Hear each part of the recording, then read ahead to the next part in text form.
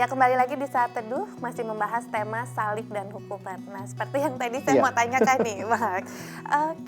Ada ayat di sini 1 Petrus 2 di yang ayat 21-nya. Sebab untuk itulah kamu dipanggil karena Kristus pun telah menderita untuk kamu dan telah meninggalkan teladan bagimu supaya kamu mengikuti jejaknya.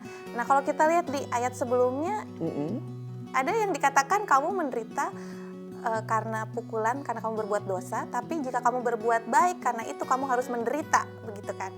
Nah, sebenarnya kita dipanggil itu sebagai orang Kristen untuk berbuat baik dan harus menderita atau bagaimana gitu? Ya, saya pikir konsekuensi dari perbuatan baik itu pasti ada dua. Ada yang setuju dan mungkin mengatakan benar, tapi juga ada yang mungkin akhirnya tidak setuju dan bahkan memberikan kepada kita penganiayaan atau penderitaan. Jadi kalau ditanya dipanggil sebagai apa, saya sepertinya melihat ini dalam kaitan 1 Petrus pasal 2 di dalam ayat yang ke-9.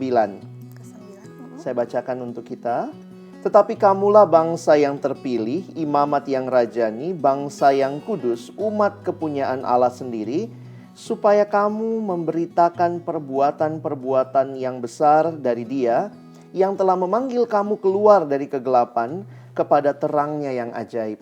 Jadi kita dipanggil untuk boleh memasuki kehidupan yang baru, bukan lagi hidup di dalam gelap, tapi hidup di dalam terang.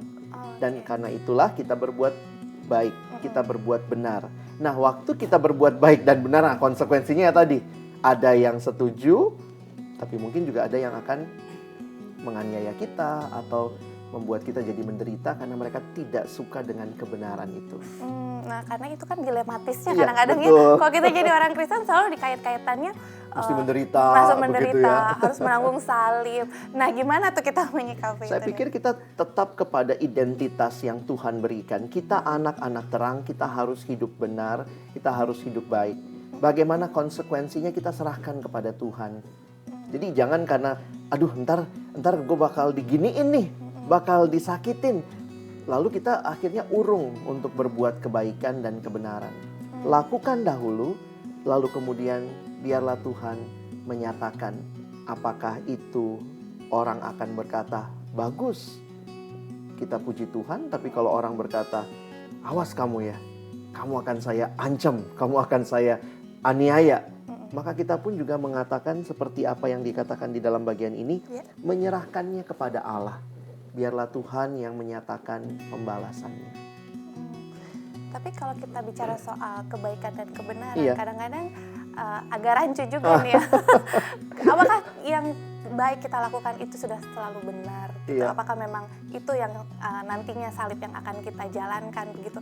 Karena ada juga nih kayak contoh ya, contoh kasus. Kayak tadi kalau misalnya Pak Alex bilang soal mencuri ayam begitu ya. Tapi nanti begitu ditanya alasannya, anak-anak saya di rumah nggak bisa makan karena kesulitan ekonomi. Nah, bagaimana tuh? Tapi mau nggak mau dia harus dihukum kan. Nah, ini apakah dia hukumannya karena kesalahannya dia memang atau memang dia lagi menanggung salib juga? Saya pikir sih kita tetap harus bisa melihat dengan jelas bahwa kebaikan dan kebenaran berjalan beriringan. Karena waktu dipisah maka ada hal yang baik tapi belum tentu benar. Seperti ya ini baik nih untuk anaknya, tapi tetap itu bukan hal yang benar. Sehingga standar yang firman Tuhan berikan bagi kita adalah kebaikan dan kebenaran di dalam satu paket begitu ya.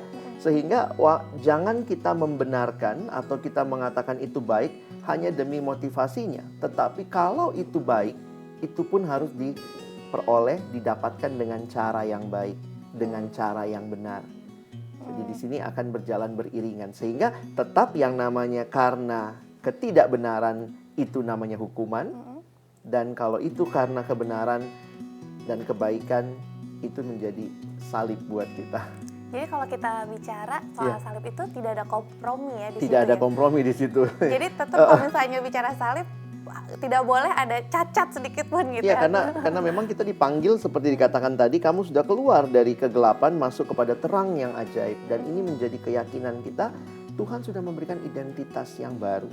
Dan kita harus hidupi itu dengan baik. Nah, sayangnya kalau kita sebagai manusia nggak mungkin tidak bercacat nih. Nah, tapi dikatakan di ayat 19 kita mesti sabar menanggung penderitaan yang tidak harus kita tanggung. Nah, bagaimana tuh sebenarnya kalau kita sudah melakukan kebaikan, kadang-kadang kita diperlakukan tidak adil. Bagaimana sih kita bisa menyikapi hal itu gitu tuh? Saya pikir nasihat firman Tuhan yang tadi Rati katakan sudah sangat tepat begitu ya. Sabarlah. Karena ini bukan bicara tentang satu hal yang akan selesai hanya satu waktu.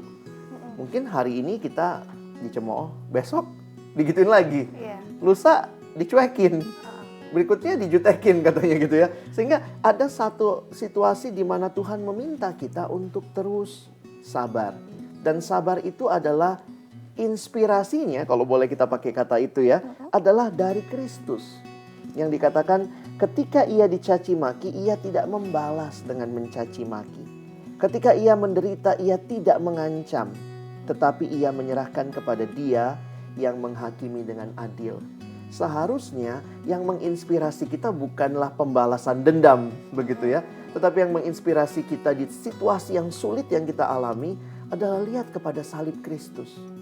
Apa yang Yesus sendiri lakukan, bagaimana Dia menahan untuk tidak membalas makian dengan makian. Nah kalau kita lihat tadi, tetap manusia juga kadang-kadang ada saat daunnya juga ya. Kesabaran, biasanya orang selalu ngomong gitu ya. Sabar ada batasnya gitu ya. Apalagi kita sebagai orang Kristen kayaknya kok penuh salib gitu. Orang kan selalu menghubung-hubungkannya seperti itu. Kristus aja menderita, masa kamu gak menderita? Jadi kesannya kan kayak gitu. Tapi kalau kita lihat memang Kristus ini kan jadi teladan kita gitu ya. Ya sebenarnya dia teladan yang sempurna gitu. Bahkan dicaci gak balas, dipukul juga gak balas, dicaci gak teriak juga. Nah gimana sih kita bisa punya sikap hati yang seperti itu gitu? Saya pikir ini tidak membuat kita akhirnya jadi tidak memperjuangkan kebenaran dan keadilan.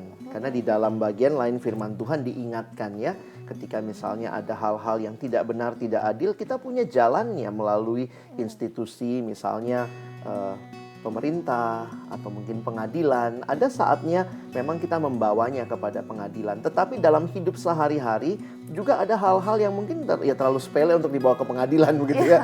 Waduh, gue dijutekin kok ke pengadilan begitu. Tapi situasi-situasi seperti itu yang Tuhan ingatkan kepada kita. Sehingga mungkin dalam kelemahan kita yang tadi dikatakan kita masih sering kali jatuh, gagal untuk sabar, kita masih berdosa, belajarlah untuk terus memandang kepada salib itu. Kan itu perlu saat teduh tiap hari. Perlu melihat kembali, Tuhan biarlah firman-Mu memberikan pengarahan lagi. Dan untuk kita yang mungkin sangat gampang marah, belajar untuk sabar. Belajar untuk ketika mengalami sesuatu diam dulu. Diam dulu, doa dulu ya. Tenang dulu. Sesudah itu mungkin baru kita bisa dengan baik merespon situasi yang ada.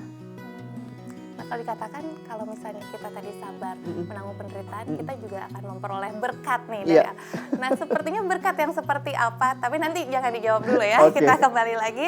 Nah pemirsa jangan kemana-mana, tetap jalani hari Anda dalam kasih Yesus.